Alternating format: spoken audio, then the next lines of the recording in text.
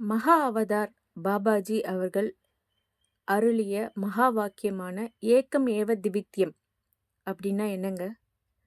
எல்லாமே ஒண்ணுதான். அது ஒரு இறைப்பவர். மகா அவதார் பாபாஜி மட்டும் அல்லாமல் இந்த உலகத்தில் இருக்கும் ஒவ்வொரு குருமார்களும், இப்ப வாழ்கின்ற குருமார்களும் சரி, நம்மளை விட்டு சென்ற குருமார்களும் சரி, சொல்றது இது ஒரே அர்த்தம் தாங்க. உலகத்துல கடவுளுங்கிறது ஒண்ணுதான்.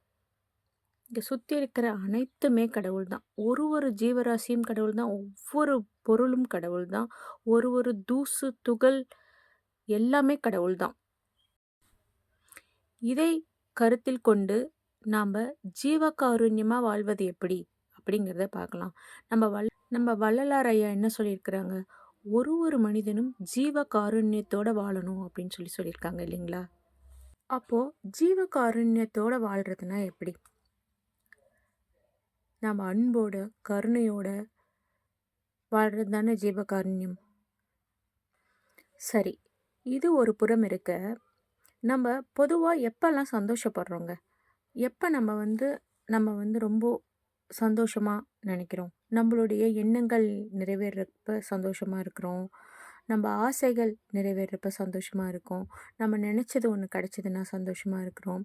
அது பொருளாகவோ, அ பணமாகவோ, இல்ல இன்னொரு மனிதராகவோ, அது எதா கூட இருக்கலாம். பட் அது எந்த ஒரு விஷயத்துக்கு நம்ம விருப்பத்தோட மேட்ச் ஆகுதோ, அந்த விஷயத்துக்கெல்லாம் நம்ம ரொம்ப சந்தோஷம் அடையிறோம் இல்லைங்களா? நம்ம மனசு ரொம்ப பூரிப்படையுது.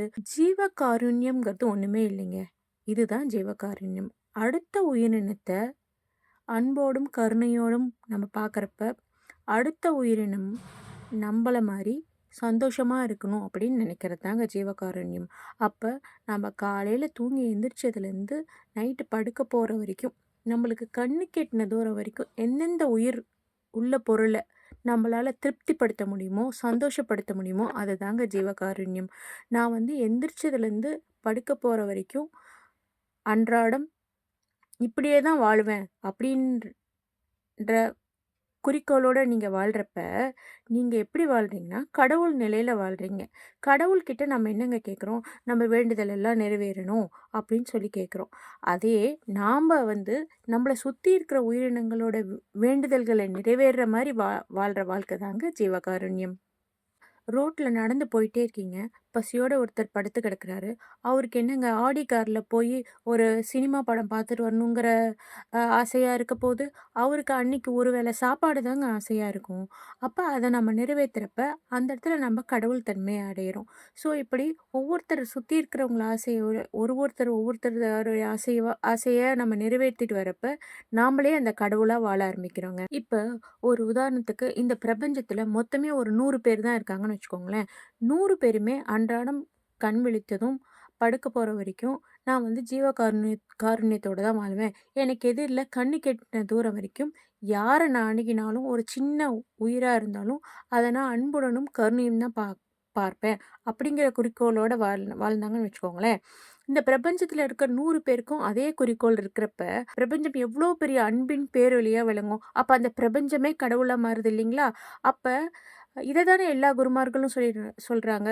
நீங்களும் அந்த கடவுள் தான், நானும் அந்த கடவுள் தான், சுத்தி இருக்கிற ஒவ்வொரு பொருளும் கடவுள் தான் அப்படிங்கிறப்ப, அந்த இறைத்தன்மையோட மேட்ச் ஆயி நம்ப வாழ்றோம் இல்லைங்களா?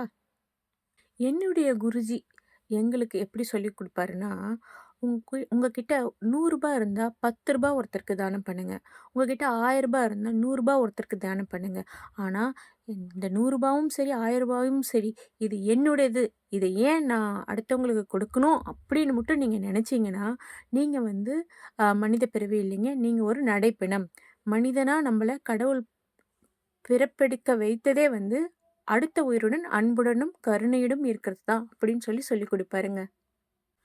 எனவே நம்பால இயன்றத அடுத்தவங்களுக்கு கொடுத்து உதவி ஜீவகாருண்ய வாழ்க்கை வாழ்ந்து நம்மளுக்குள்ள ஏற்படுற மாற்றம்தான் இந்த பிரபஞ்சத்துல ஏற்படக்கூடிய மாற்றம்ங்கிறத புரிஞ்சு நாமெல்லாம் வாழலாங்க.